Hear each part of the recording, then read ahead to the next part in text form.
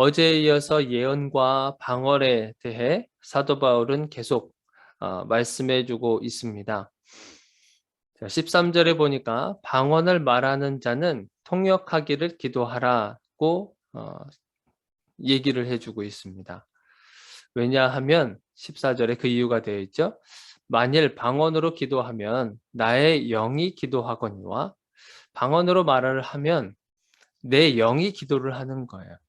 그래서 하나님과 우리 어제 말씀에도 살펴봤지만 하나님과 나만이 이야기할 수 있는 비밀 대화라고 할 수 있겠죠. 그러니까 하나님만 알 수 있으시는 거예요. 하나님은 영이시기 때문에 우리도 영으로 기도한다고 하는 거예요. 방언은 그래서 나의 영이 기도를 하는 건데 나의 마음은 열매를 맺지 못한다고 하는 거예요. 이 말이 무슨 말이냐면 내가 영으로 기도를 하는, 내가 방언으로 기도를 하지만 내가 그 방언으로 무슨 기도를 하는지를 내가 느끼지 못한다고 하는 거예요. 내가 자각하지 못하고 내가 무슨 말로 지금 기도하고 있는지 나조차도 그것을 모를 때가 있다고 하는 겁니다. 그러니까 기도는 많이 했어요. 뭐 1시간이 됐든 2시간이 됐든 막 하는데 문제는 뭐냐면 내가 지금 자기 자신도 방언으로 기도하면서도 무슨 말로 기도하는지를 모른다고 하는 거예요. 그러니까 사실 방언으로 기도하면서 내가 무슨 말로 기도를 하는지 모른다고 한다면 그거는 올바른 기도가 아니라고 하고 있는 겁니다. 그래서 방언으로 기도할 때는 반드시 무엇을 또 간구해야 되냐면 통역하는 것을 하나님께 간구해야 되는 거예요. 내가 방언으로 얘기하지만 그 방언을 내가 알아들을 수 있도록 그것을 통역하는 그런 은사도 구해야 된다고 하는 거예요. 방언으로 기도하고 방언으로 축복을 누군가에게 해주면 그것을 알아들으면 좋겠는데 그것을 상대방이 모를 수 있다는 거예요. 무슨 말로 나에게 분명히 나는 방언으로 저 사람에게 축복의 말을 건넸는데도 불구하고 그 축복을 받는 그 사람이 알아듣지 못하면 그것이 도대체 저 사람 무슨 말을 하는 거야? 오히려 되려 이렇게 물을 수 있는 겁니다. 그래서 방언을 혹시 하시는 분들이 있으시면 반드시 통역하는 것을 구하시기를 바랍니다. 통역하는 것을 내가 아직 모른다고 한다면 그것을 간구하시고요. 그리고 나도 나를 내가 무슨 말로 기도하는지 모른다고 한다면 그 방언 기도를 멈추셔야 됩니다.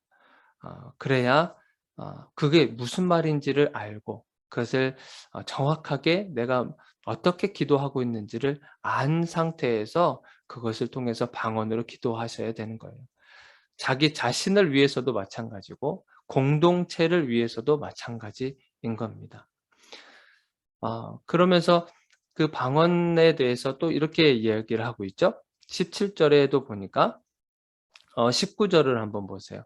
그러나 교회에서 내가 남을 가르치기 위하여 깨달은 마음으로 5마디 말을 하는 것이 1만 마디 방언으로 말하는 것보다 나으니라.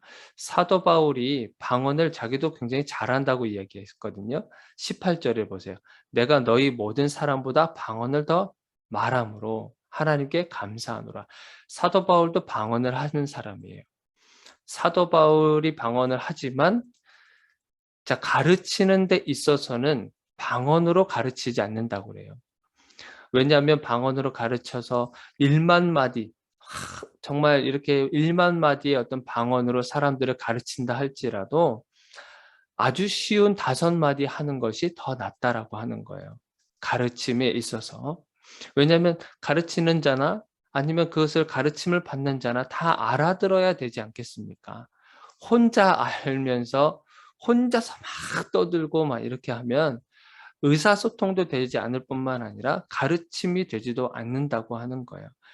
말하는 자나 그리고 그 말을 전해 듣는 자나 모두가 다 알아듣기 쉽도록 아주 간결하게 그렇게 이야기를 한다고 하시는 거예요. 목사인 저에게 요즘에 가지고 있는 그런 기도 제목 그리고 계속 의식하고 있는 것이 뭐냐면 저도 이렇게 하나님의 말씀을 이렇게 대언하는 사람이지 않습니까? 어떻게 하면 말을 최대한 줄일까? 말을 최대한 줄이면서 간결하게 정말 알아듣기 쉽도록 어떻게 하면 할 수 있을까? 왜 말쟁이들이 있잖아요. 말을 정말 많이 하면서 이것저것 막 이야기를 하는데 뒤돌아서면 예배를 마치면 '내가 무슨 말씀을 들었지?' 아무것도 남지 않는, 그러면 정말 슬플 것 같은 거예요. 그래서 저도 요즘에 계속 기도하고 있는 것이 '하나님 말 많이 하지 않겠습니다. 간결하게 그리고 알아듣기 쉽도록 저에게 지혜를 주시옵시오.' 그런 기도가 절로 나오게 됩니다. 사도 바울 역시도 물론 자기가 방언도 잘하고 지식도 많은 사람이잖아요. 그럼에도 불구하고 말을 많이 하는 것보다 정말 간결하게 5 마디 말하는 것이 1만 마디 방언으로 말하는 것보다 낫다고 이렇게 이야기를 하시는 거예요. 우리가 오해하지 말아야 될 것은 뭐냐면 그렇다고 해서 방언이 나쁘다고 하는 것이 아닙니다. 공동체의 유익을 위해서 공동체의 유익을 위해서라도 이 방언에 있어서는 우리가 방언의 은사도 있지만 반드시 통역할 수 있는 그 은사도 받아야 된다고 하시는 거예요. 자, 그래서 방언이라고 하는 거는 누구를 위한 것인지 그것은 22 절을 한번 보십시오. 22 절. 자, 그러므로 방언은 믿는 자들을 위하지 아니하고 믿지 아니하는 자들을 위하는 표적이다. 방언이라고 하는 것은 믿는 자들을 위한 게 아니라 믿지 않는 자들을 위한 표적이라고 기록을 하고 있어요. 믿지 않는 자들에게 무엇에 대한 표적일까요? 하나님의 존재하심. 하나님이 진짜 계시구나. 방언이라고 하는 것을 보면서 사람들이 그것을 깨달을 수 있다고 하는 거죠. 하나님의 존재에 대해서 깨닫는 거예요. 하나님께서 존재하실 뿐만 아니라 역사도 하시고, 지금 움직이시고 다스리시고 또한 동행하시고 이끄시는 그 모습을 볼 수 있다고 하는 거예요. 그런데 방언은 이렇게 믿지 않는 자들이 구하는 어떤 표적을 위한 증거로 나타내 보일 수 있지만, 그러나 23 절을 한번 보세요. 자, 그러므로 온 교회가 함께 모여 다 방언으로 말하면 교회의 사람들이 다 모여서 그 안에서 방언으로 설교하고 방언으로 이야기하고 하는 그런 상황들 속에서 만약에 그 방언을 알지 못하는 사람들이거나 아니면 믿지 않는 사람들이 그 교회를 방문해서 지금 그 예배드리는 상황을 보게 되면 어떤 반응이 나타날 거라는 거예요. '저 사람들 미쳤구나. 저 사람들이 미쳤다.'라고 이렇게 이야기를 하지 않겠냐라는 거예요. 방언으로 다 얘기하고 있는 상황입니다. 그리고 방언으로 설교하고 방언으로 노래하고 하는 그런 교회 가운데 처음으로 교회라는 곳을 방문하는 그 사람들이 들어갔을 때, 초신자가 들어갔을 때, 그리고 방언을 알아듣지 못하는 그런 사람들이 들어갔을 때 그 광경을 보면서 '정말 저 사람들은 미쳤구나.'라고 판단하지 않겠냐는 거예요. 그러니까 하나님의 존재에 대해서는 분명히 이 방언을 통해서 알 수 있지만 어디까지는 가지 못한다는 거예요. 이 믿지 않는 자들을 구원에까지 이르도록 하지는 못한다고 하는 겁니다. 구원의 자리까지 가도록 해야 되는 것이 맞는데 그 자리까지 가지 못하도록 막는 역할을 하고 있다는 거예요. 우리가 성령을 받으면 사람들이 두려워하더라고요. '내가 만약에 성령을 받으면 저런 사람들과 같이 되지 않을까? 저렇게 미친 사람처럼 보이지 않을까?' 그래서 두려워하는 사람들도 간혹 있습니다. '내가 성령을 받고 방언을 받으면 내가 저런 사람들처럼 되는 거야?' 하면서 약간 두려워하게 되는 거예요. 그래서 성령 받는 것을 거부하는 사람들도 있습니다. 그렇기 때문에 우리가 반드시 이 방언하는 데 있어서는 공동체 유익을 위해서라도 이 통역하는 은사가 있어야 되는 거죠. 방언을 했을 때 반드시 그 통역을 해 주는 사람이 있거나 아니면 자기 자신이 그것을 통역할 수 있으면 감사하지만 만약에 통역할 수 없는 그런 부분이 있다고 한다면 방언을 멈춰야 되는 거예요. 공동체 유익을 위해서. 개인 기도를 위해서는 상관없습니다. 그렇지만 공동체 안에서 이렇게 방언으로 하게 되면 혼란이 찾아올 수 있다고 하는 거예요. 자, 그런데 방언이 아니라 예언하는 부분에 대해서는 예언은 누구를 위해서 존재하는 거냐면 우리 다시 22절을 보세요. 22절 하반절에 보니까 예언은 믿지 아니하는 자들을 위하지 않고 믿는 자들을 위함이라. 예언은 믿는 자들을 위해서 필요하다라고 이야기하고 계시는 거예요. 그래서 예언을 우리 교회가 아까 방언에 대해서 이야기하면서 온 교회가 방언으로 이야기하고 했었을 때 그 비유를 들었듯이 온 교회가 만약에 이 예언을 한다고 한다면 서로 알아듣는 그런 전제하에서 믿지 않는 자들이나 그리고 알지 못하는 사람들이 들어와서 그들이 알아들을 수 있기 때문에 어 그들이 하는 예언의 말씀을 통해서 위로를 받을 수도 있고 어떤 권면의 말씀을 들을 수도 있고 또한 책망을 들을 수도 있으면서 그들의 마음에 변화가 일어난다고 하는 거예요. 24절을 보세요.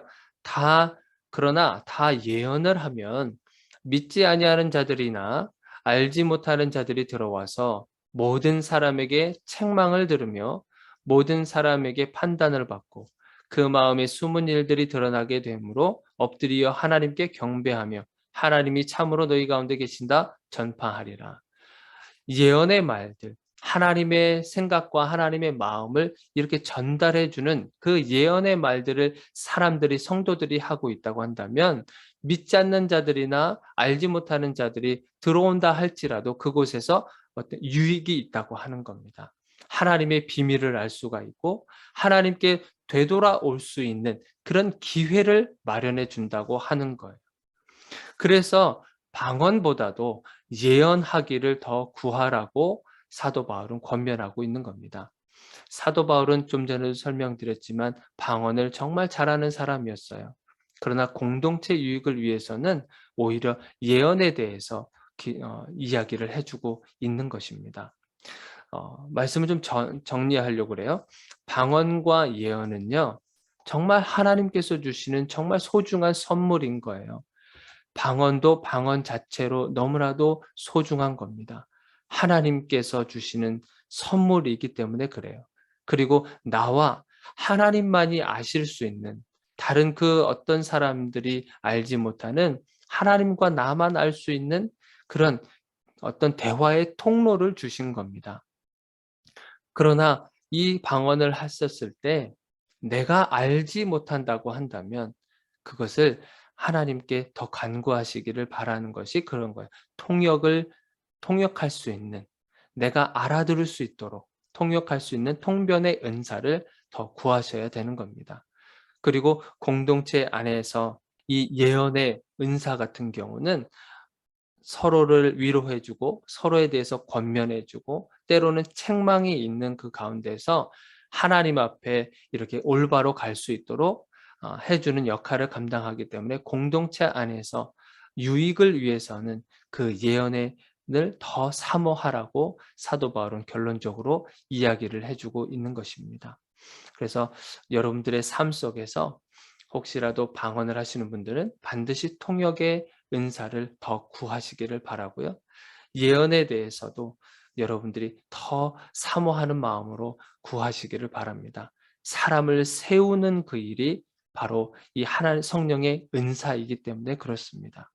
그래서 오늘 하루를 여러분들 살아가실 때 하나님의 은사를 간구하시고 그 은사가 나를 위해서 존재하는 것이 아니라 공동체 유익을 위해서 반드시 필요하다라고 하는 것을 아시고 사람을 살리는 그 일에 여러분들이 그 은사를 사용하시기를 주님의 이름으로 축원드립니다.